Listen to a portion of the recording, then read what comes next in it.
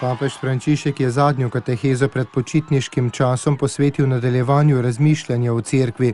V mesecu juliju namreč ne bo splošnih avdienc, bo pa sveti oče vernike vsako nedeljo nagovoril pred opoldansko molitvijo.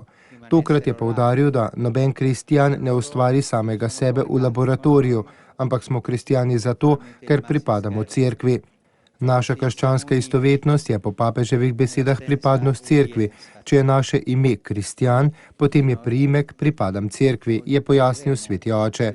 Ta pripadnost pa se po njegovih besedah začne že z Abrahamom, iz katerega je Bog zaradi njegove zvestobe naredil velik narod. Zato moramo najprej biti hvaležni vsem našim prednikom. Nihče ne postane kristjan sam od sebe. Je to jasno?